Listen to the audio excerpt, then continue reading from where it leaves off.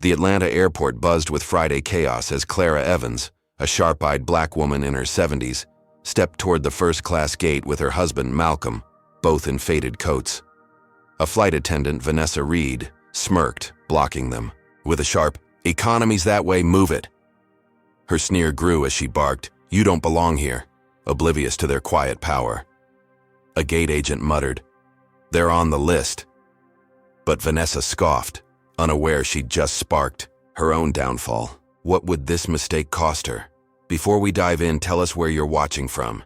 If you stand for justice against all odds, hit like and subscribe for more gripping tales of truth unveiled. Clara Evans stood firm at the first-class gate of Hartsfield-Jackson Atlanta International Airport, her weathered hands clutching two pristine boarding passes. Her sharp brown eyes locked on Vanessa Reed, the flight attendant who just dismissed her and Malcolm with a venomous sneer. The air thrummed with the clamor of rolling suitcases and hurried footsteps, but Vanessa's voice cut through it all, loud and biting, as she snatched the tickets from Clara's grip, barely glancing at the bold print before tossing them back onto the counter with a flick of her wrist, her lips curling into a smug grin as she said, "These must be fake, nice try, but you're not fooling anyone." Clara's chest tightened, not from fear, but from the familiar sting of being judged by the color of her skin, her modest coat, her graying hair, all screaming outsider to this woman who didn't even bother to look twice. Malcolm, tall and silver-haired beside her, adjusted his glasses, his silence a coiled spring, his dark gaze piercing Vanessa with an intensity she couldn't yet comprehend. Around them, passengers slowed their pace, heads turning, a white businessman in a crisp suit snickering under his breath. "They're delusional, thinking they can waltz in here."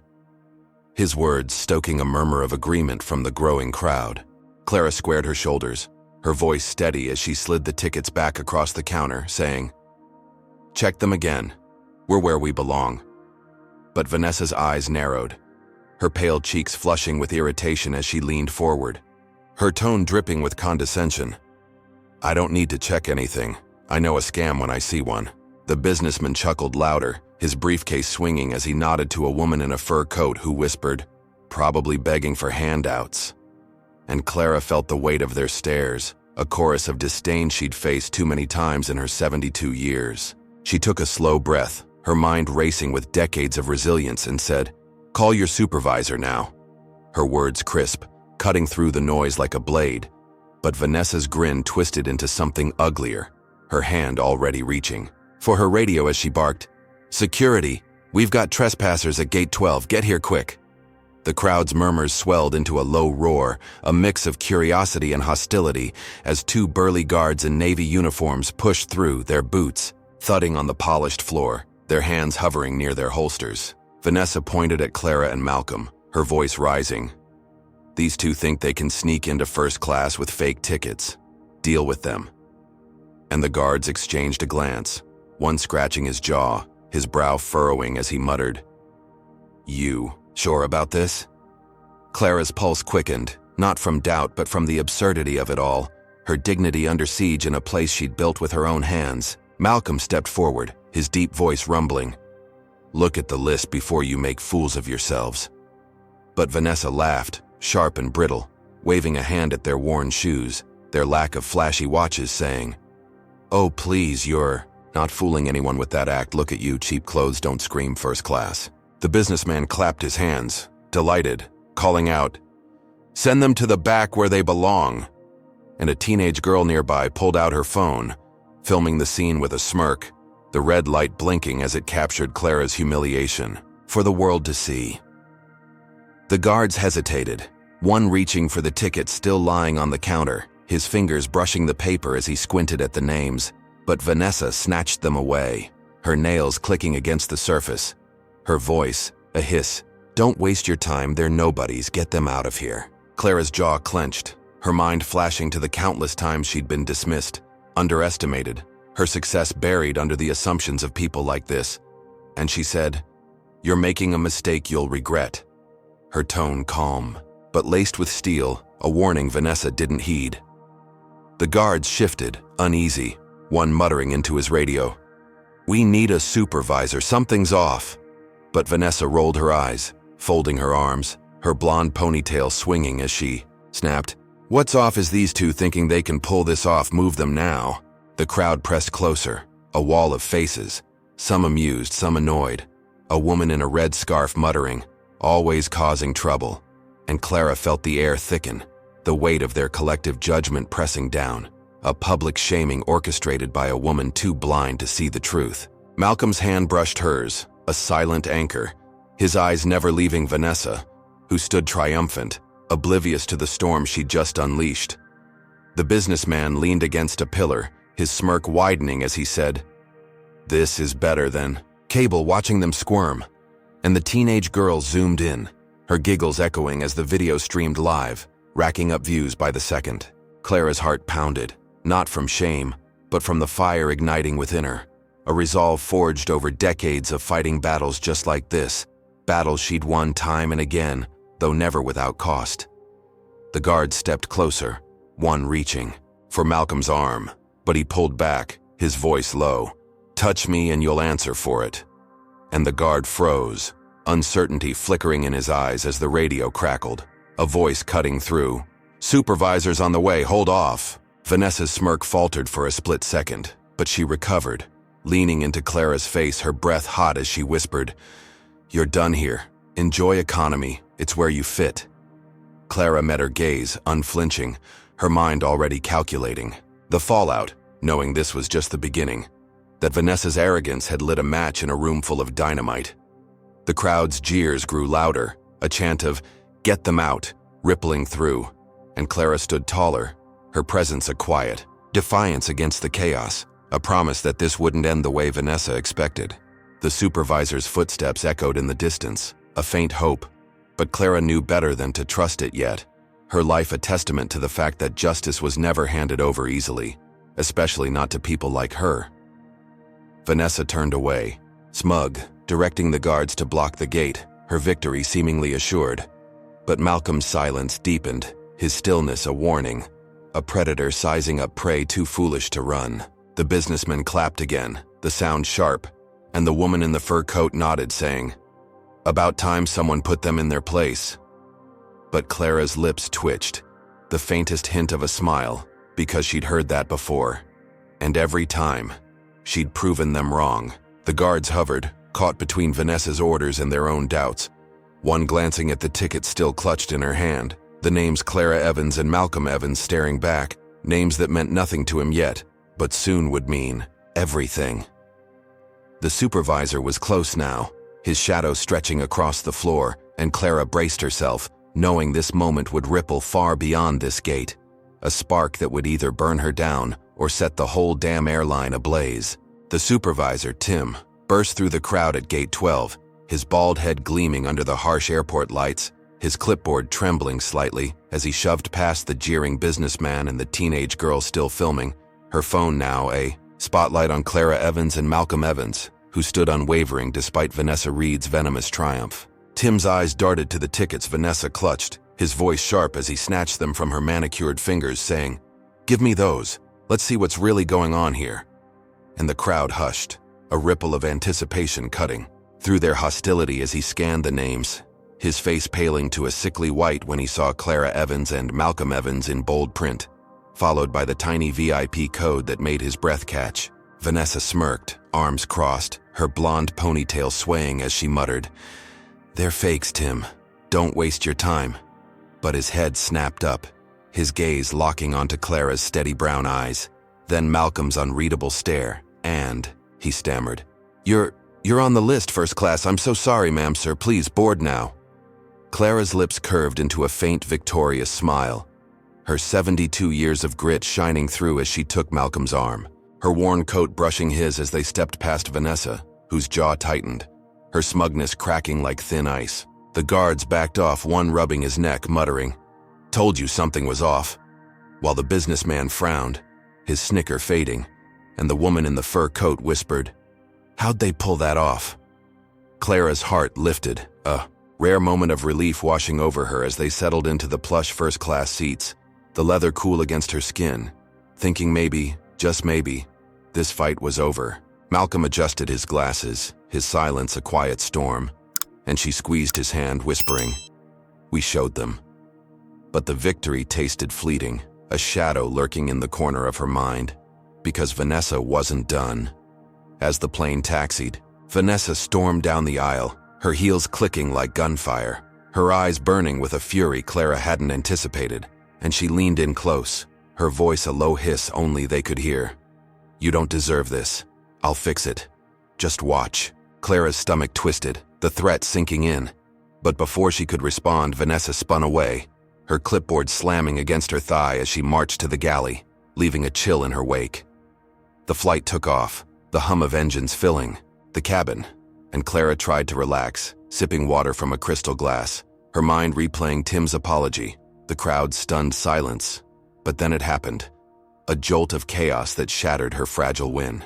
Vanessa reappeared, a tray of coffee in her hands, her lips twitching with a smirk as she tripped, sending a scalding stream of black liquid splashing across Clara's lap, soaking her skirt, searing her thighs with a hiss of steam. Clara gasped, pain shooting through her hands flying to the mess as Vanessa cooed, "Oops, my bad, guess I'm clumsy today," her tone dripping with mockery, her eyes daring Clara to react. Passengers erupted in laughter, a balding man in a wee tie snorting, "She's making a scene already," and a young woman with hoop earrings giggled, "Should have stayed in economy, huh?" Clara's face burned, not just from the heat, but from the humiliation, the dismissal of her pain as some overblown tantrum, her status as Horizon Airways co-owner erased by Vanessa's cruel stunt. Malcolm shot to his feet, his deep voice rumbling, "Get a towel now."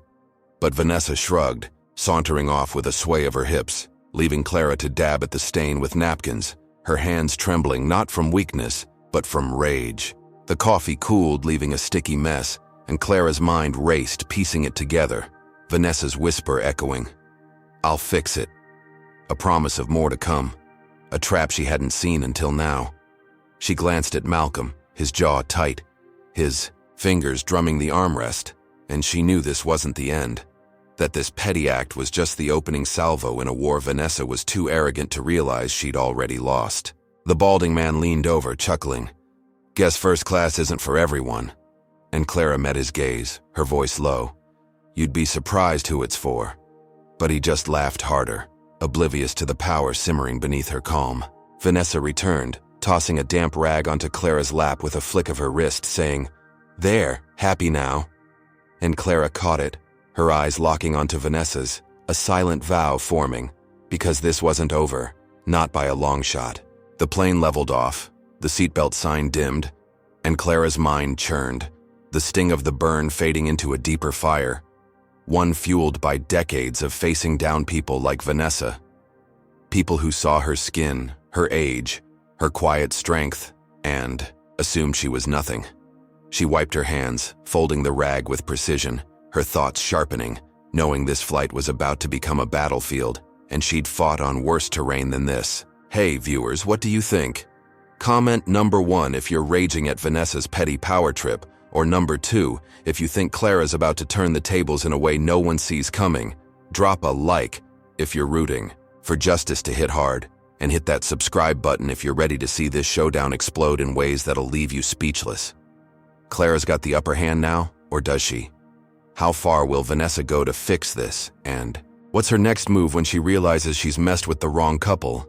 Stick around because the turbulence is just getting started. Clara Evans sat in her first-class seat, the damp rag still clutched in her hands, the sting of the coffee burn throbbing faintly on her thighs as the plane cruised at 35,000 feet, the hum of the engines a deceptive lull beneath, the storm brewing in her mind. She'd cleaned up as best she could, her skirt still clinging to her legs, the sticky residue a constant reminder of Vanessa Reed's spiteful accident. But she forced herself to breathe, to focus, thinking maybe this was the worst of it, that Vanessa's petty revenge had run its course. Malcolm sat beside her, his silver hair catching the overhead light, his fingers tracing the edge of his glasses as he stared out the window, his silence heavy with the weight of a man who'd seen too much to be rattled by a single insult. Clara leaned back, her sharp eyes scanning the cabin, the balding man 2 rows up still smirking, the young woman with hoop earrings scrolling her phone, their laughter from earlier echoing in her ears.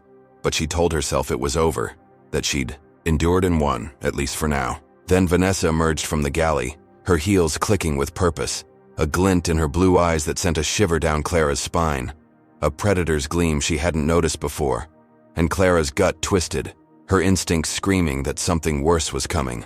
Vanessa paused at their row, her clipboard tucked under her arm, her voice syrupy as she said, "Hope you're comfy now. Wouldn't want you to feel out of place." And Clara's jaw tightened, her reply sharp, "We're fine, just do your job." But Vanessa's smirk widened, a flicker of something sinister passing over her face as she turned away, disappearing behind the curtain. Minutes ticked by, the cabin settling into a restless quiet, passengers sipping drinks, flipping through magazines, and Clara tried to shake the unease, her mind drifting to the decades she'd spent building Horizon Airways from nothing, a legacy Vanessa couldn't touch, or so she thought. Then it hit, a jolt of chaos that shattered the calm, Vanessa's voice booming over the intercom, shrill and accusing. "Attention, everyone, we've got a thief on board, someone's wallet's missing, and I saw him take it." Her finger, jabbing toward Malcolm as she stormed back into view, holding up a sleek leather wallet Clara had never seen before. The cabin erupted, heads whipping around, the balding man gasping, "What the hell?" And the young woman with hoop earrings, clutching her purse, her eyes wide as she hissed, "I knew they didn't belong here." Clara's heart slammed against her ribs, her mind racing as Vanessa pointed at Malcolm's carry-on, saying, "Check his bag. I saw him slip it in there." And the captain's voice crackled through, stern and cold. "This is your captain. We've got a criminal on board. Stay calm, we'll handle it." Passengers panicked, a woman in a silk blouse shrinking back, muttering, "He looks the type." And a teenage boy across the aisle filming it all, his phone shaking as he whispered, "This is wild." Clara shot to her feet, her voice cutting through the din. "That's a lie, he didn't take anything." But Vanessa's eyes gleamed with triumph, her hand already reaching for Malcolm's bag, unzipping it with a flourish to reveal the wallet, nestled among his books, a damning prop in her twisted play. Malcolm's face darkened, his deep voice rumbling, "You planted that. We all know it." But the passengers weren't listening, their fear and bias drowning out reason. The balding, man shouting, "Kick them off, I don't feel safe." Clara's pulse thundered, her mind spinning as she realized Vanessa had escalated from humiliation to sabotage, a calculated strike to destroy them mid-flight. She grabbed the bag, her hands steady despite the chaos, and yanked the wallet out, flipping it open to reveal a photo of a white man, nothing linking it to Malcolm, saying, "This isn't his. Look at it. She set us up." Her voice a whip cracking through the noise. The captain emerged from the cockpit, his gray hair slick with sweat, his eyes darting between Clara and Vanessa as he snatched the wallet, examining it, his frown deepening as he muttered, "This doesn't add up." Vanessa's smirk faltered, her fingers twitching, but she doubled down, her voice rising. "He must have stolen it earlier, I saw him, he's sneaky." And Clara's rage flared, her 72 years of fighting racism boiling over as she said, "You're the only sneak here and I'll prove it." She pulled out her phone, scrolling to a photo she'd snapped earlier. Vanessa's hand brushing Malcolm's bag during the coffee spill. A blurry but damning shot of her planting the evidence, and she shoved it in the captain's face, saying, "There's your thief." The captain's jaw tightened, his gaze shifting to Vanessa, who stammered, That's not what it looks like." But he cut her off, his voice low. "Enough. This stops now." And he turned to the passengers, announcing, "False alarm, folks, sit down, we're sorting this out." Clara exhaled, her legs trembling as she sank back into her seat, the wallet confiscated, the cabin simmering with reluctant calm, thinking they'd dodged the bullet, that Vanessa's scheme had crumbled under her quick thinking. Malcolm squeezed, her hand, his voice a whisper, "Good move." And she nodded, her chest swelling with a fleeting triumph, believing they'd outsmarted her, that the worst was behind them. But Vanessa didn't retreat, her heels clicking as she stormed to the galley, her face a mask of fury, and Clara's relief evaporated as she overheard her muttering to a coworker, "They won't get away with this." Her words a venomous promise. The captain returned, his tone clipped as he leaned in, saying, "I'm sorry, ma'am, sir, she's out of line, I'll handle her." And Clara nodded, her voice firm, "See that you do." But her eyes followed Vanessa, who was now on her radio, her lips moving fast, her expression dark. Minutes later, the captain's voice crackled again, this time with a chill that froze Clara's blood. "Ground control's been alerted. We've got an issue with unruly passengers. Police will meet us on landing." And Vanessa's smirk returned, visible through the curtain, a silent vow that she'd twisted the narrative again. Clara's heart sank, her mind racing as she realized the accusation wasn't dead. It had morphed into something deadlier. Vanessa's racism weaponizing the system against them, turning their victory into a trap. Malcolm's hand tightened on hers, his voice low. "They're not done with us." And she nodded, her sharp mind already plotting, knowing this flight was no longer just a journey, but a fight for their freedom, maybe their lives. The passengers settled, some glaring, others whispering, the balding man muttering, "Still don't trust them." And Clara felt the weight of their bias, the assumption that she and Malcolm were the threat, not the woman who'd framed them. Vanessa disappeared into the galley, her radio crackling faintly, and Clara's stomach churned, the captain's apology ringing hollow as she braced for what awaited them on the ground. A new battle she hadn't anticipated, one where her ownership of Horizon Airways might not be enough to save them from the jaws of a system primed to swallow them whole. The plane touched down at Atlanta's Hartsfield-Jackson International Airport with a jolt, the wheels screeching against the tarmac as Clara Evans gripped the armrest, her sharp eyes darting to the window where flashing red and blue lights pierced. The dusk, a swarm of police cars already encircling the gate like vultures on a fresh kill. Malcolm adjusted his glasses beside her, his silver hair glinting under the cabin lights, his calm exterior masking the storm Clara knew simmered within, both of them bracing for the fallout of Vanessa Reed's latest strike, her radio call branding them unruly, now a noose tightening around their necks. The captain had apologized, his words hollow against the reality unfolding outside, and Clara's thighs still ached from the coffee burn, her skirt stiff with dried stains, a badge of the battle she'd fought mid-flight. But she'd thought. Exposing Vanessa's wallet stunt had bought them some breathing room, a fleeting wind snatched from chaos. The cabin buzzed with restless passengers, the balding man craning his neck to see the cops, muttering, "Told you they were trouble," and the young woman with hoop earrings clutching her phone, her fingers poised to record the next act of this twisted drama. Vanessa emerged from the galley, her heels clicking with a smug rhythm, her blue eyes glinting as she leaned against the bulkhead, her smirk a silent taunt, daring Clara to crumble under the weight of what she'd unleashed. The jet bridge hissed into place, the door swinging open, and 4 officers stormed aboard, their boots thudding, guns glinting at their hips. The lead cop, a burly man with a buzz cut, barking, "Clara Evans, Malcolm Evans, step forward. You're under arrest for disorderly conduct and theft." Clara's heart slammed against her ribs, her mind reeling as she stood, her 72 years of resilience surging forward, her voice cutting through the chaos. "This is a setup. Check your facts before you touch us."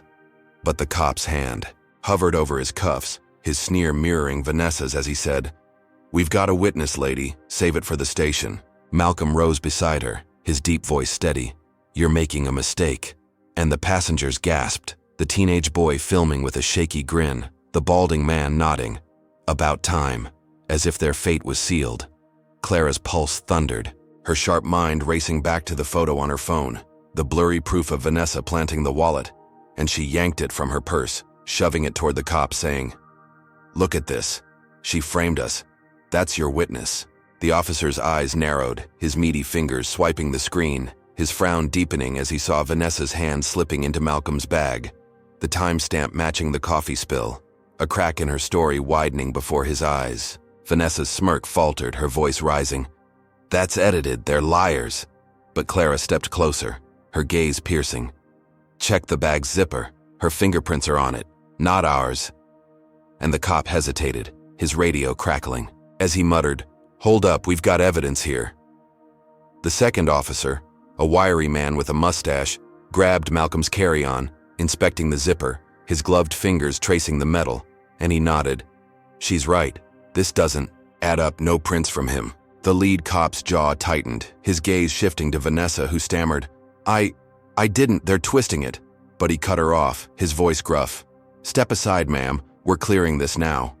And he waved his team back, their boots retreating down the aisle, the cuffs staying on their belts. Clara exhaled, her legs trembling as she sank into her seat, the flashing lights outside dimming as the cops dispersed, their cars peeling away, a humiliating retreat that left the cabin in stunned silence. Malcolm squeezed her hand, his voice, a low rumble. "We got through that one." And she nodded, her chest swelling with a hard-earned triumph, thinking they'd dodged the bullet, that Vanessa's lies had finally collapsed under their weight. The passengers shifted, some glaring, others whispering, the balding man muttering, "Still don't belong here." But Clara ignored him, her sharp eyes catching Vanessa's retreat to the galley, her heels dragging, her defeat palpable, or so it seemed. The captain emerged, his gray hair disheveled, his tone clipped. "I'm filing a report. She's off this flight." And Clara nodded, her voice firm. "Good. She's a liability." Believing justice had swung their way, that this nightmare was grounding itself at last. But then a shadow loomed at the gate, a tall figure in a tailored suit pushing through the jet bridge, his presence sucking the air from the cabin, and Clara's relief curdled as she recognized Richard Holt, Horizon Airways operations exec, his steely gray eyes locking onto her with a venom she'd seen before. A man who'd climbed the ranks on a ladder of prejudice, his disdain for her ownership a poorly kept secret. Richard strode aboard, his polished shoes gleaming, his voice smooth but lethal as he said, "I heard everything. Vanessa's just the start. I'll teach you your place." His words a dagger aimed at Clara's core, a promise of war from a man with power she couldn't ignore. Vanessa perked up, her smirk returning as she sidled up to Richard, whispering, "They humiliated me, sir." And he nodded, his gaze never leaving Clara, his lips curling into a thin smile. "Don't worry, they'll pay." The captain frowned, stepping forward. "Sir, this is handled." But Richard waved him off, his authority absolute, saying, "Not yet. It's not." And Clara's stomach sank, her mind racing as she realized this wasn't over, that Vanessa's petty revenge had summoned a far deadlier foe. Malcolm's hand tightened on hers, his voice a whisper, "He's trouble." And she nodded, her sharp mind already plotting, knowing Richard's vendetta was systemic, a beast with teeth sharper than Vanessa's, one that wouldn't back down, with a photo or a fingerprint. The passengers watched, the balding man smirking. "Now it's getting good." And the young woman with hoop earrings filming again, her lens catching Richard's cold stare, a new chapter unfolding before Clara could catch her breath. Richard turned to the crew, his voice booming. "I'm suspending anyone who sided with them. This isn't their plane. It's ours." And two attendants paled, their badges glinting as they stepped back, loyalists to Clara, now targets in his crosshairs. Clara's triumph dissolved, her victory hollowed out by this new threat. Her ownership of Horizon Airways a shield that suddenly felt paper thin against a man who'd spent years waiting for a chance to strike. She met his gaze, her 72 years of grit flaring, saying, "You don't scare me." But he chuckled, low and dark. "I don't need to. I just need to win." And he strode off, leaving a chill in his wake, a signal that this fight had just begun, that the police were child's play compared to the war he'd wage. Clara's heart pounded, her mind churning, knowing every step forward would now be a battle, that Richard's power could twist her world inside out, and she braced herself, her resolve hardening, because she'd faced worse, survived worse, but this time, the stakes felt higher, the enemy closer, and the ground beneath her shakier than ever. Clara Evans stepped off the plane into the humid Atlanta night, her sharp eyes scanning the terminal as Malcolm walked beside her, his silver hair catching the flicker of neon signs, both of them still reeling from Richard Holt's chilling vow to teach them their place, a threat that lingered like smoke after a fire. The police had backed off, Vanessa Reed had slunk away under Richard's shadow, and Clara had dared to hope the worst was behind them, that their next flight, a short hop to Charlotte booked for the following morning, would be a chance to regroup, to reclaim the dignity Vanessa's coffee spill and false accusations had tried to strip away. She'd scrubbed the stains from her skirt in the airport bathroom, her 72-year-old hands steady despite the ache in her thighs, and she'd smiled faintly at Malcolm, saying, "We'll fly again tomorrow. Show them we don't break." His nod a quiet anchor as they checked into a nearby hotel. the weight of their ownership of Horizon Airways a shield she thought could hold. Morning came fast, the sun barely cresting the skyline as they arrived at Gate 7, their first-class tickets clutched tight, the terminal buzzing with travelers oblivious to the war simmering beneath Clara's calm exterior. She settled into her seat, the plush leather a small comfort. Malcolm beside her flipping through a newspaper, his glasses glinting as the plane taxied, and she let herself relax, her mind drifting to the board meeting she'd call soon, ready to expose Richard's vendetta and reclaim control. The takeoff was smooth, the sky stretching endless outside her window, and she closed her eyes, thinking this was it. A fresh start, until the intercom crackled, Vanessa's voice slicing through the calm, smug and sharp. "Attention passengers. Due to a booking error, some folks up here don't belong. Economy's got your new seats, Clara and Malcolm Evans." Clara's eyes snapped open, her heart lurching as passengers turned. The balding man from the last flight, somehow on board again, snickering, back where they fit, and a woman in a green sweater muttering, "Should have known they'd pull this again." Malcolm's jaw tightened, his newspaper crumpling in his fists, and Clara shot to her feet, her voice ringing out, "Check your system, we paid for these seats." But Vanessa sauntered down the aisle, her heels clicking, her smirk wide as she said, "System says economy, sweetie. Move it." Clara's mind raced, Richard's words echoing, "I'll teach you your place." And she realized this wasn't a glitch. It was sabotage. His hands deep in the airline's tech, downgrading them mid-flight to humiliate her in front of everyone. The captain's voice chimed in, hesitant. Folks, we're sorting this, sit tight." But Vanessa leaned in, her breath hot on Clara's ear, whispering, "Guess you're not so special now." And Clara's rage flared, her sharp tongue lashing back, "You're a puppet, he's pulling your strings." But Vanessa just laughed, turning to the passengers. "They're holding us up, folks. Let's cheer them to the back." The cabin erupted, claps and hoots raining down, a teenage girl with braids shouting, "Go already!" And Clara felt the sting of their scorn, her status erased by Richard's unseen hand. She grabbed her phone, dialing a board ally, Denise, her voice low and urgent. "Check the booking logs now, Richard's behind this." And Denise's reply came fast. "Holy hell, he's hacked it, I'm overriding it, hang on." Minutes later, the captain's voice returned, flustered. Correction. Evans' party stays in first class, system's fixed." And Clara sank back, her chest heaving, the passengers groaning, the balding man muttering, "Figures they'd weasel out." But her victory felt thin, Vanessa's smirk lingering as she strutted off, her radio crackling with a new plan. Clara thought it was over, her seat secure, until she checked her bag at landing, her luggage gone, a clerk shrugging. "Sent to Denver, ma'am, system glitch," and Malcolm's suitcase missing too, stranding them with nothing. Richard's sabotage stretching beyond the flight. She clenched her fists, her mind churning, knowing this was just the start. But then it got worse, her phone buzzing with a news alert, a headline screaming, "Elderly couple scams Horizon Airways for free upgrades." A smear piece dripping, with lies Richard's voice quoted. "They bullied staff, abused their tickets. We're investigating." Clara's stomach dropped, her reputation now a punching bag, the public's outrage already swelling online, comments flooding in. "Kick them out. Frauds don't deserve first class."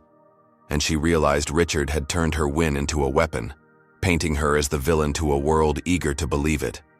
Malcolm's hand found hers, his voice steady. "We'll fight this." And she nodded, calling Denise again, her voice fierce. "Leak the truth. I own this airline. Get it out now." And Denise agreed. "On it, Clara. We'll bury him." But the damage was spreading. Passengers at the gate glaring, a man in a baseball cap spitting, "Scammers," as they passed. Clara's triumph from the police retreat felt like a lifetime ago. Richard's systemic attack hitting harder than Vanessa's petty games, his power twisting her legacy into a lie. And she braced herself, her 72 years of grit flaring, knowing this war was far from won. Hey viewers, what's your take? Comment number 1 if you're furious at Richard's dirty tricks, or number 2 if you think Clara's about to flip this mess into a knockout punch. Smash that like button if you're cheering for her to take back what's hers, and hit subscribe if you're hooked on seeing justice claw its way to the top. Richard's got the upper hand with lies and sabotage, But can he really outsmart a woman who built this airline from the ground up? What's his next play when the truth starts spilling out? Stay tuned, because this fight's about to hit a whole new altitude. Clara Evans stood in the Charlotte terminal, her sharp eyes narrowing as the news alert buzzed on her phone. The smear campaign Richard Holt had unleashed. Elderly couple scams Horizon Airways for free upgrades. Now a wildfire spreading. Across screens, twisting her legacy into a lie as travelers shot her hostile glares. A man in a plaid shirt muttering, "There's the fraud," under his breath. Malcolm adjusted his glasses beside her, his silver hair a stark contrast to the darkening mood, his hand steady on her elbow as they moved toward their rental car, both clinging to the hope that Denise's counterleak, proving they owned Horizon Airways, would douse the flames before their next flight back to Atlanta in 2 days. Clara's skirt still bore faint coffee stains, her thighs aching from Vanessa's earlier attack, but she'd squared her shoulders, whispering to Malcolm, "We've faced worse. We'll beat this too." Her 72 years of grit a shield against the growing storm, though the weight of public scorn pressed harder than ever. They'd spent the night in a quiet hotel, her phone silenced to block the flood of hate, and she'd woken determined, her mind set on a press conference to reclaim the narrative, thinking truth would be her sword. The next morning, they arrived. At the airport, the air thick with Friday chaos, travelers lugging bags, announcements blaring, and Clara felt a flicker of relief as Denise texted, "Leaks out. Press is picking it up. You're golden." A lifeline she gripped tight, believing. The tide was turning. She stepped toward the check-in counter, her worn coat brushing Malcolm's arm, her voice firm as she handed over their tickets. "First class, Evans." And the agent nodded. No trace of Vanessa's venom, a small wind that steadied her pulse. But then it hit. A roar from the concourse, a mob surging toward them, dozens strong, their faces twisted with rage, fists clutching phones and signs scrawled with "Thieves out," and "No scammers in first class." Richard's lies fueling. A vigilante fire Clara hadn't seen coming. A burly man in a trucker hat shoved forward, bellowing, "You don't belong here, go back where you came from." His words dripping with venom, and a woman in a denim jacket hurled a soda bottle, the plastic cracking against Clara's shoulder. Sticky liquid soaking her sleeve as she stumbled back, Malcolm's arm catching her before she fell. Her heart pounded, her sharp mind reeling as the crowd closed in, a teenage boy with a buzz cut spitting, "Liars, you stole those seats!" And a middle-aged woman with a cross necklace screaming, "You're a disgrace!" Their fury a wall of hate built on Richard's fabricated narrative, unshaken by the truth trickling out. Clara's arm throbbed, blood seeping from a cut where a second bottle, glass this time, shattered against her elbow, and she winced, her voice rising. "We own this airline. Stop this." But her words drowned in the chaos, the mob's roar, swallowing her proof, their phones flashing as they filmed, turning her pain into a spectacle. Malcolm shielded her, his deep voice booming, "Back off now." His tall frame a barrier as he pushed through, but a wiry man in a red cap swung a fist, grazing Malcolm's jaw, and Clara's rage flared, her 72 years of battles surging, as she grabbed a fallen sign, wielding it like a shield, shouting, "You're wrong, all of you." Security stood by, their navy uniforms stark against the crowd, one chewing gum, another checking his watch, their indifference a gut punch, and Clara realized Richard's influence stretched here too, his bribes turning protectors into bystanders. The mob pressed closer, a woman with dyed blonde hair hurling a coffee cup, the lid bursting to splatter Clara's chest, the burn a cruel echo of Vanessa's stunt, and she staggered, her vision blurring as Malcolm pulled her toward a service door, his voice low, "We've got to get out." His glasses fogged with sweat. They slipped through, the metal door slamming shut, the mob's chants muffled but relentless. "Thieves! Thieves!" And Clara leaned against the wall, her arm bleeding, her coat drenched, thinking they'd escaped, that this was the worst of it, until sirens wailed outside, a new threat she couldn't yet see. Malcolm peeked through a window, his face hardening. "They've torched the car." And Clara's stomach dropped, her rental now a blazing husk in the lot, flames licking, the sky as the mob cheered, Richard's smear campaign igniting literal destruction. She wiped blood from her elbow, her sharp mind racing, knowing this wasn't random, that Richard had fanned these flames, his voice on a TV overhead proving it, a live interview cutting through the chaos. They're thieves who bullied staff. This is what happens when you let people like them run things, his steely eyes glinting, his lies doubling down despite Denise's leak. Clara's breath hitched, her victory from the flight unraveling, the mob's fury a beast Richard controlled, and she clutched Malcolm's arm, whispering, "He's not stopping," her resolve hardening as she realized the press conference wouldn't be enough, that this war had turned physical, public, brutal. They ducked into a maintenance hall, the stench of oil thick, her arm pulsing with pain, and Malcolm ripped his sleeve, binding her cut, his voice steady. "We'll hit back harder." But footsteps echoed behind them, a guard finally moving, his radio crackling. "Holt says let the crowd tire out." And Clara's jaw clenched, Richard's reach suffocating, his refusal to lose a blade at her throat. She straightened, her 72 years of defiance flaring, knowing this mob was just the start, that Richard's next strike would be worse, deadlier, and she braced herself, her body battered but her spirit unbowed, because she'd survived. Hate before turned it to fuel, and this time she'd burn his empire down no matter the cost. Clara Evans crouched in the dim maintenance hall of Charlotte's airport, her sharp eyes scanning the flickering exit sign as Malcolm tied his torn sleeve around her bleeding elbow, the sting of glass cuts pulsing beneath the makeshift bandage, her coat still dripping with soda and coffee from the mob's assault, the acrid smell of burning rubber wafting through a cracked window where their torched rental car smoldered in the lot. Her 72-year-old frame ached, her chest tight from the chaos they'd escaped. Richard Holt's TV lies, their thieves who bullied staff, still ringing in her ears. But she'd clung to a shred of hope, whispering to Malcolm, "The press conference will fix this. We'll show them who we are." Her voice fierce despite the tremor in her hands, his silver hair glinting as he nodded, his deep voice steady.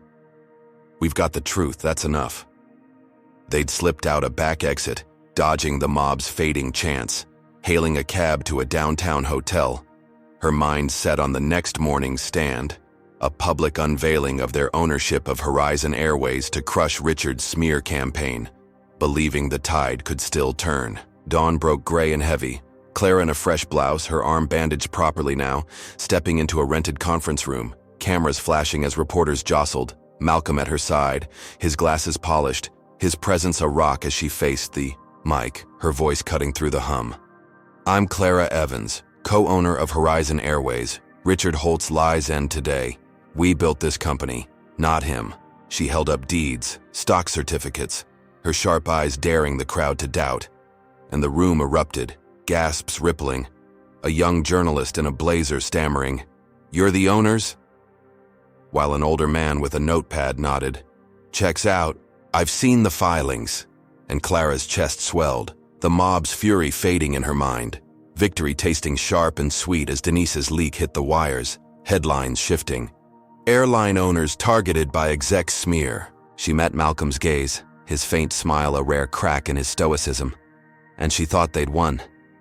That Richard's house of cards was collapsing, the public's rage turning on him at last. But then the floor dropped, sirens wailing outside, a dozen cops bursting through the doors, their boots pounding, badges glinting as the lead officer, a gaunt man with a scar on his cheek, barked, "Clara Evans, Malcolm Evans, you're under arrest for embezzlement. Step away from the mic." Clara's heart slammed, her mind reeling as cuffs snapped onto Malcolm's wrists, his glasses slipping as he grunted, her voice rising. "This is insane. What proof do you have?" And the cop shoved a stack of papers at her, forged ledgers, showing millions drained from Horizon's accounts, dates and signatures in her name. A lie so blatant it stole her breath. Cameras flashed, reporters shouting, "Is it true? Did you steal from your own airline?" And Clara's knees buckled, Malcolm's deep voice cutting through, "It's fake, check the records." But the cop sneered, "Tell it to the judge," dragging him toward the door as she stumbled after, her sharp mind racing, Richard's hand behind this, his refusal to lose twisting her triumph into a nightmare. The mob's fury had been child's play. This was systemic, legal, a noose tightened by a man who'd rather destroy her than admit defeat, and she clutched the podium shouting, "Call my lawyer now!" Their attorney, a wiry woman named Lena, arrived as they were shoved into a squad car, her briefcase slamming open to reveal the real financials, pristine and untouched, and she stormed the precinct, her voice a whip. "These are forgeries. Release them." Her evidence dismantling the lies in hours, Malcolm's cuffs clicking off as Clara rubbed her wrists, her blouse wrinkled, her victory from the press conference a ghost. Lena grinned. "They've got nothing, you're free." And Clara exhaled, thinking they'd dodged the bullet, that Richard's legal ambush had failed, until a clerk at the hotel desk later that night handed her a letter. Her bank accounts, frozen, assets seized, a judge's order stamped with yesterday's date, Richard's name in the fine print, his payoffs reaching the bench itself. Clara's stomach sank, her sharp eyes tracing the words, "Investigation pending," her empire gutted overnight, penniless despite her ownership, and Malcolm's hand clenched, his voice low. He's not done. Her 72 years of grit flaring as she realized this wasn't just revenge, it was annihilation. Richard's power stripping her bare when she thought she'd won. They sat in the hotel lobby, her phone dead from drained batteries, the TV flickering with Richard's face, a new interview. "We're cleaning house, those two won't see a dime," his steely eyes glinting, his lies doubling down, and Clara's breath hitched, her victory a mirage. The press conference's truth drowned by this fresh assault. Lena called, her voice tense. "He's got a judge in his pocket. I'll fight it. But your funds are locked."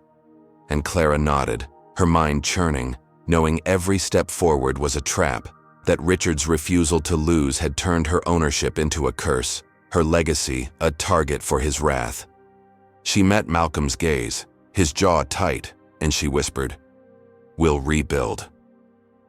But the words felt fragile. The hotel's dim lights casting shadows on her bandaged arm, her body battered, her spirit tested, and she braced herself, knowing this legal blow was just the edge of Richard's blade, that the next strike would cut deeper, faster, deadlier, and she'd have to outsmart a system rigged to crush her, no matter how high she'd climbed. Clara Evans sat on the edge of the hotel bed in Charlotte, her sharp eyes tracing the judge's order, freezing her accounts, the paper trembling in her bandaged hands as Malcolm paced the room, his silver hair disheveled, his glasses fogged from the steam of a coffee mug he hadn't touched, both of them reeling from Richard Holt's legal ambush that had stripped them penniless despite their victory at the press conference. Her 72-year-old frame sagged, her elbow throbbing beneath the gauze, the mob's cuts and Richard's lies a twin assault. But she'd rallied, whispering to Malcolm, "We've got loyal people, we'll hit back." Her voice a thread of steel, his nod a silent vow as they'd called Lena, their attorney, to dig deeper, to find a crack in Richard's armor. The next morning, Clara met with a handful of Horizon Airways staff in a cramped diner, her blouse crisp despite the chaos, her sharp mind piecing together a plan, saying, "Richard's running this through the company. We need proof, emails, anything." And a young IT tech, Jamal, nodded, his fingers flying over a laptop. "I've got access. I'll pull his records." Hours later, Jamal texted, "Found it. Racist emails. He's toast." And Clara's chest swelled, a spark of hope igniting as she leaked the files to a local reporter, her voice firm. "Print this now. Show the world who he is." And by noon, headlines screamed, "Horizon execs' bigoted emails exposed." Lines like, "They don't belong at the top. Keep them grounded." In Richard's own words, a smoking gun that turned the tide. The hotel TV blared, a news anchor stammering, "Richard Holt suspended pending investigation." And Clara smiled, her 72 years of grit paying off, thinking this was it, the knockout blow. Malcolm's deep voice rumbling, "He's done," as they booked a private jet back to Atlanta, a defiant return to reclaim their empire. They boarded at dusk, the small plane's engines humming, Clara settling into a leather seat, her bandaged arm resting. Malcolm beside her flipping through the leaked emails, his glasses glinting, and she let herself believe they'd won. That Richard's suspension was the endgame, the mob's fury and legal traps undone by truth. The jet climbed, the sky darkening, and Clara closed her eyes, her mind easing, until a shudder rocked the cabin, the engine sputtering, a high-pitched whine cutting through the calm as the plane lurched, Malcolm's coffee spilling across the table, his voice sharp. "What's happening?" The pilot, a wiry man named Terry they'd trusted for years, shouted from the cockpit, "Engines failing, brace yourselves." And Clara's heart slammed, her sharp eyes darting to the window as the ground loomed closer, trees blurring into a deadly promise. She gripped Malcolm's hand, her voice steady. "We're not dying today." But the jet plunged, her stomach flipping as alarms blared, the cabin shaking, every second a scream in her mind. 72 years flashing before her. Not like this, not now. Then a jolt, the backup system kicking in, the engines roaring back to life, Terry's voice cracking. "Got it, we're leveling off." And the plane steadied, landing hard on a rural strip 30 miles from Atlanta, gravel crunching under the wheels as Clara exhaled, her body trembling, Malcolm's arm around her, his breath ragged. Too close. They stumbled out, the night air cold, Terry wiping sweat from his brow, muttering, "Sabotage, someone cut the fuel lines," and Clara's sharp mind snapped to focus, her voice icy. Who had access? Terry's eyes darted, his hands shaking. I checked it myself. No one else." And a chill ran through her, betrayal cutting deeper than the mob's glass, Richard's reach slithering into her inner circle. She grabbed Terry's collar, her 72 years of fury boiling. "You did this, didn't you?" And he crumpled, his voice a whisper. "Holt blackmailed me. My kid's sick. He'd pay the bills," tears streaking his face as he bolted into the woods, vanishing into the dark. Clara's knees buckled, Malcolm catching her, her mind reeling, Terry's loyalty a lie, Richard's refusal to lose turning her own people against her, this near-death plunge a new peak of his vengeance. They hitched a ride back to Atlanta, her blouse torn, her arm throbbing, the jet's wreckage a scar on her victory. And she realized Richard's suspension hadn't stopped him. It had unleashed him, his power twisting her empire from within, survival no longer a given. She met Malcolm's gaze, his jaw tight, and whispered, "We're not safe anywhere." Her sharp mind racing, knowing this betrayal was just the edge of Richard's next strike, that he'd played dirtier, deadlier, and she'd have to outsmart, a snake in her own nest, her legacy hanging by a thread. Hey viewers, what's your call? Comment number 1 if you're stunned Terry flipped on Clara, or number 2 if you think she's got the grit to turn this betrayal into her biggest win yet. Drop a like if you're reeling from Richard's ruthless moves, and hit subscribe if you're all in for Clara's fight to take back her airline, no matter who's stabbing her in the back. A crash couldn't stop her, but with Richard pulling strings from the shadows, what's he cooking up next to? Bury her for good? Buckle up because this roller coaster's nowhere near the end. Clara Evans stood in the dim Atlanta hotel room, her sharp eyes tracing the grain of the wooden table as Malcolm sat beside her, his silver hair catching the lamplight, his glasses fogged from the steam of a fresh tea he'd brewed, both of them. Still shaken from the jet's sabotage, Terry's betrayal a wound deeper than the cuts on her arm, now scabbed beneath a new bandage. Her 72-year-old body ached, her blouse torn from the crash, but her mind burned, fueled by Richard Holt's relentless war, his suspension no break on his venom, and she'd vowed, whispering to Malcolm, "We'll sue him. End this. Legally?" Her voice a blade, his nod a quiet anchor as they'd called Lena, their attorney, to file a lawsuit. Her sharp mind piecing together evidence, emails, Terry's confession, a case to strip Richard bare. Days blurred into court prep, Clara in a crisp suit, her arm still tender, standing before a judge in a packed Atlanta courtroom, cameras rolling as she laid out Richard's crimes, racism, sabotage, forgery, her voice steady. "He's tried to destroy us because of who we are, but we own Horizon Airways, and we'll prove it." Malcolm beside her, his deep voice adding, "He's a fraud, not us." And Lena slammed down the leaked emails, the forged ledgers debunked.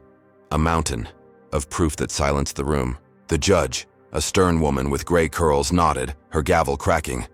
Richard Holt, executive title revoked, case closed. And Clara's chest swelled, her 72 years of grit paying off. Reporters buzzing, owners win against corrupt. Exec! A victory that felt like air after drowning. Richard's steely eyes glaring from the defendant's table, his tailored suit crisp, but his power gutted. She met Malcolm's gaze, his faint smile a rare thaw, and she thought they'd won, that this legal blow had broken Richard's spine, his empire crumbling under her counterattack. A gala that night at the Hilton, a defiant celebration, her in a navy dress, Malcolm in a suit, their ownership reaffirmed. The ballroom glittered, chandeliers casting light on board members, staff, all clapping as Clara took the stage, her voice ringing. "This is our airline, built from nothing, and no one takes it." The crowd roaring, glasses clinking, a high she hadn't felt since the press conference, believing Richard's defeat was final. Malcolm squeezed her hand, his deep voice low. "We did it." And she nodded, her sharp eyes scanning the room, relief washing over her, until a crack split the air, a gunshot ripping through the cheers, glass shattering as a bullet grazed her shoulder, blood blooming on her dress, pain searing as she stumbled, Malcolm catching her, his glasses flying. Chaos erupted, guests screaming, diving under tables, a board member shouting, "Get down!" And Clara's sharp mind snapped to focus, her 72 years of battles kicking in, scanning for the shooter, a shadowy figure bolting through a side door, gone in seconds. Malcolm pressed his tie to her wound, his voice urgent, "Stay with me." And security swarmed, their radios crackling. "Perimeter's clear, he's out," leaving Clara gasping, her shoulder throbbing, the gala a war zone, her victory shot to pieces. Blood soaked her sleeve, her navy dress ruined, and she gritted her teeth, whispering. Richard, knowing his refusal to lose had turned lethal, this assassination attempt his unhinged reply to the courtroom loss. Hours later, police cordoned the scene, her arm bandaged in a hospital room, Malcolm pacing, his suit stained red, and the TV flickered on, Richard's face live, his voice smooth. "They staged it for sympathy. I'm the victim here." His steely eyes glinting, lies spinning as public doubt surged, comments online flipping, "She's faking it, Holt's right." And Clara's stomach sank, her legal win unraveling. The bullets graze a spark reigniting his smear campaign. Detectives stormed in, a gruff woman with a notepad saying, "We've got nothing. No prints. He's clean." And Clara's sharp mind raced, Richard's money buying silence, his desperation a beast unbound, turning her triumph into a target, on her back. Malcolm sat, his hand on hers, his voice low. "He's not stopping." And she nodded, her 72 years of grit flaring, knowing this wasn't just about Horizon anymore. It was life or death. Richard's counterstrike proving he'd rather kill than concede. She winced, pain shooting through her shoulder, her mind churning, piecing together his next move, because this wasn't a random thug. It was hired, precise, his fingerprints invisible but everywhere. And she realized the courtroom hadn't caged him. It had unleashed him, a predator cornered and rabid. Nurses bustled, her bandage tight, and she met Malcolm's gaze whispering, "We need proof. Fast." Her resolve hardening, because she'd survived the jet, the mob, the courts, and now a bullet. But Richard's war was escalating. His refusal, to lose a guillotine blade swinging, and she'd have to outsmart death itself to keep her empire, her life intact. The gala's cheers a distant echo against the blood on her hands. Clara Evans sat in the sterile hospital room, her sharp eyes fixed on the bandage wrapping her grazed shoulder. The sting of the gala's gunshot, a dull ache beneath the gauze as Malcolm stood by the window, his silver hair catching the morning light, his glasses resting on the sill, both of them still reeling from Richard Holt's assassination attempt. His TV lies claiming she'd staged it, twisting her courtroom victory into a public question mark. Her 72-year-old body trembled, her navy dress discarded in a biohazard bin, replaced by a thin gown. But her mind burned, fueled by Richard's refusal to lose, and she'd whispered to Malcolm, "We've got security footage. We'll nail him." Her voice a thread of defiance, his deep rumble agreeing. He's not untouchable, as they'd called Lena, their attorney, to hunt the evidence, her sharp mind set on ending this war. Days later, Lena burst in, her briefcase spilling papers, her voice electric. "Got it. Hotel cameras caught the hitman. Clear tie to Holt's offshore account." And Clara's chest swelled, a lifeline in the chaos, her plan snapping into focus as she said, "Leak it. All of it. Bury him." Her 72 years of grit surging. Malcolm nodding as Lena sent the footage to every news outlet, the grainy video exploding online. A hooded figure wiring funds traced to Richard's shell company, undeniable proof of his lethal hand. The TV flickered, anchors stammering. "Richard Holt linked to shooting, arrest imminent." And Clara exhaled, her shoulder throbbing but her spirit lifting, thinking this was it, the final blow. Richard's empire crumbling under his own weight. Police swarmed his office, cuffs snapping on his wrists live on air, his steely eyes glaring as he barked, "This is a setup." But the board called Clara that night, their voices shaky. "You're back in full control. Holt's out."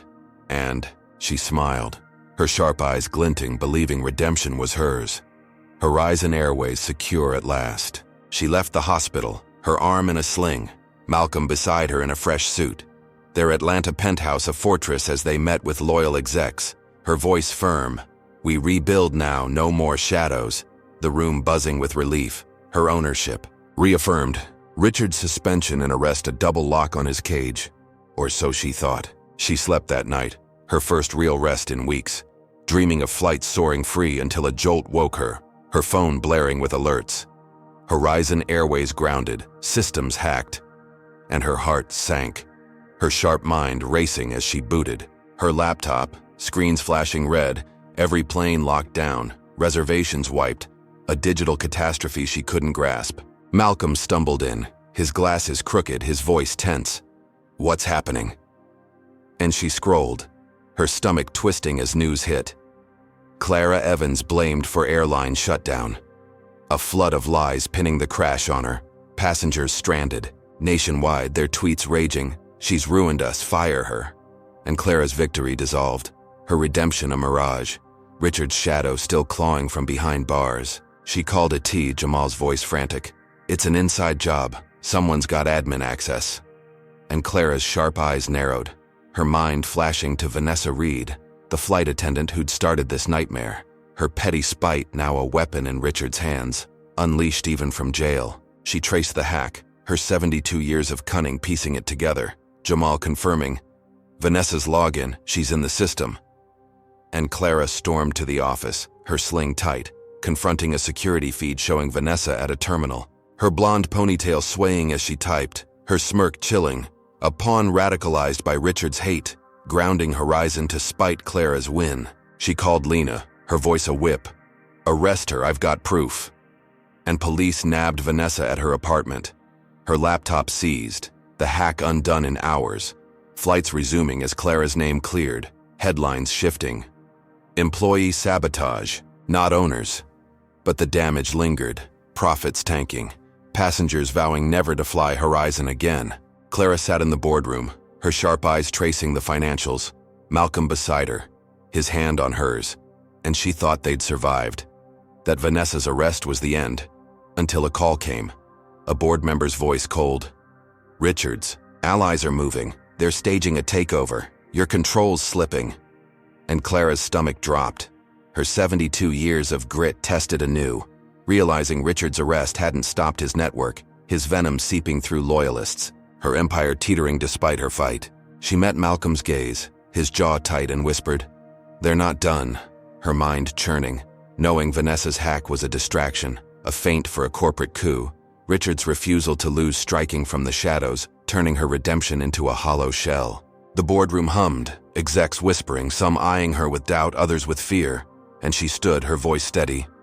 "We hold the line," but the numbers glared, losses mounting, Richard's allies circling, her ownership a crown under siege, and she braced herself, her sharp mind plotting, because this wasn't just a battle for Horizon, it was a war for her soul.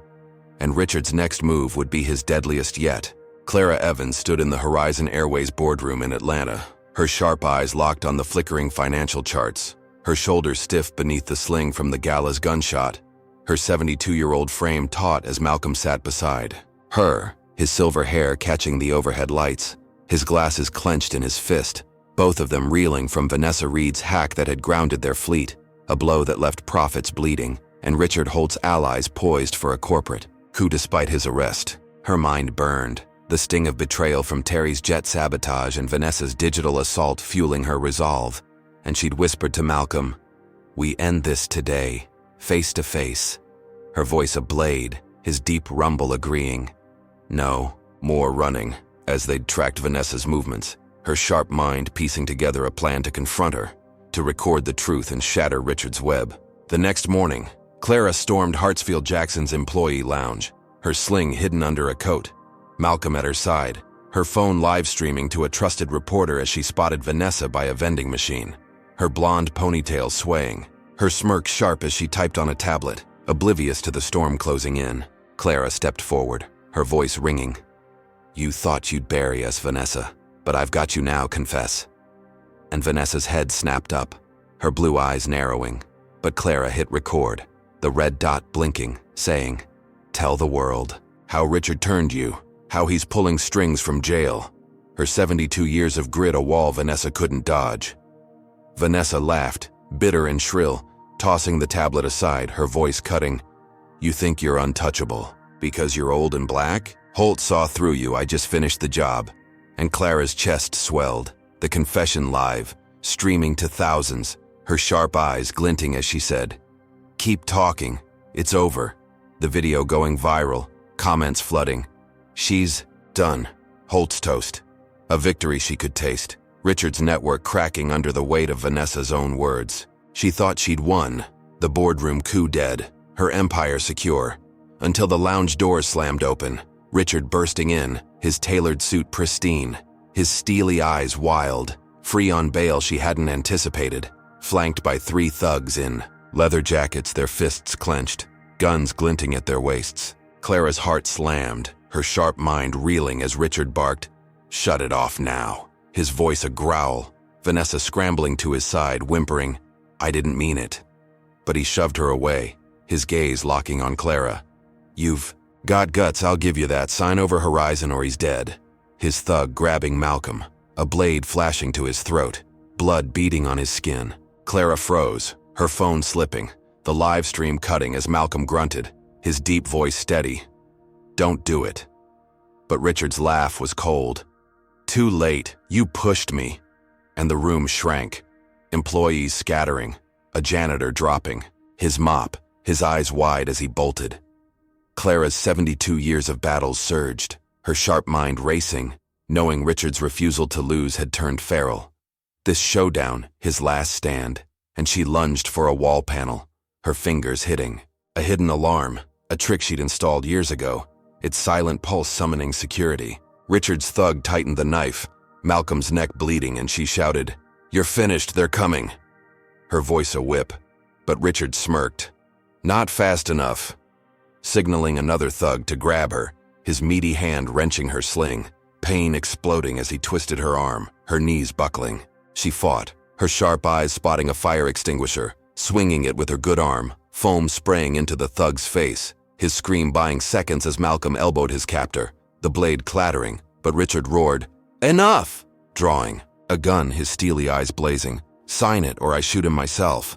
Clara's breath hitched, her mind a storm, outsmarting him her only play, and she nodded, feigning defeat. "Give me the papers." Her voice trembling, Richard tossing a contract across the table, his triumph smug as she scrawled a fake signature, her sharp eyes catching the alarm's faint blink, security close. Footsteps thundered, guards bursting in, tasers crackling as they tackled the thugs. Richard's gun skittering, his steely eyes widening. "No!" But Clara's victory was ash, a thug lunging in the chaos, his knife plunging into Malcolm's side, blood pooling as he crumpled, her scream tearing through. "Malcolm!" Guards wrestled Richard down, cuffs snapping, Vanessa sobbing as she was dragged off. But Clara fell to her knees, her 72 years of grit shattering, Malcolm's glasses broken beside him, his breath shallow, her hands pressing his wound, blood soaking her coat. Paramedics rushed in, their voices a blur. "He's alive, move!" And they hauled him to an ambulance, Clara stumbling after, her sharp mind numb, the live stream's truth a Pyrrhic win. Richard's network exposed, but her love bleeding out. The lounge a battlefield of her triumph turned brutal. She clutched Malcolm's hand, his pulse faint, her voice a whisper, "Stay with me." Knowing this wasn't the end, that Richard's fall had cost her everything. Her empire intact, but her heart in pieces. The war's peak a blood-soaked edge she'd barely survived. Clara Evans sat by Malcolm's hospital bed, her sharp eyes tracing the beep of his heart monitor, her 72-year-old hands stained with his blood. The lounge showdown a blur as news blared. Richard Holt convicted, Vanessa jailed. Horizon, hers again. A hollow win with Malcolm's fate uncertain. tubes snaking from his stabbed side. A nurse handed her his phone, unlocked, revealing texts. Sold half to Delta, funds for the fight. A secret deal he'd made, betting on her to reclaim it, his whisper breaking through. "You're stronger." Her chest caving as she realized. Her victory rode on his sacrifice, their empire fractured. The board called, "Delta's suing," and Clara's grim smile flared, her 72 years of grit unbowed, racism forging her anew, her voice vowing, "This isn't over." A warrior ready for war, Malcolm's gamble her new battlefield, the screen fading on her unbroken resolve. Clara and Malcolm Evans' harrowing journey in Flight Attendant refuses elderly black couple first class, not knowing they own the airline, reveals profound truths about resilience, systemic bias, and the cost of fighting for justice. The first lesson is the unrelenting power of perseverance. Clara's 72 years of grit turned every blow, coffee burns, false accusations, mob attacks, and even a gunshot, into fuel for her defiance, proving that strength isn't just physical, but a choice to stand tall when the world pushes you down. Second, the story exposes how racism isn't just loud slurs but a quiet, pervasive force, from Vanessa's sneers to Richard's corporate sabotage, showing how assumptions can escalate into life-threatening vendettas when unchecked. Third, trust's fragility cuts deep. Terry's betrayal and Malcolm's secret sale remind us that even allies can shift the ground beneath you, forcing reliance on inner resolve over external loyalty. Finally, victory's price is steep. Clara reclaimed Horizon Airways, but Malcolm's sacrifice and her fractured empire highlight that justice often demands more than you're ready to give, a bittersweet truth about battling systemic hate. This tale isn't just about winning. It's about enduring, adapting, and outsmarting a system rigged against you, a blueprint for anyone facing their own Richard Holtz. So what's your takeaway? How would you fight back if the world judged you by your skin, not your worth? Drop a comment with number 1 if you'd stand like Clara, or number 2 if you think the cost was too high. Hit like if this story stirred your soul, subscribe for more tales of unbreakable spirits, and share to spark a conversation about standing up to injustice. Thanks for joining us on this wild ride. Here's to resilience in every storm and strength for your own battles ahead.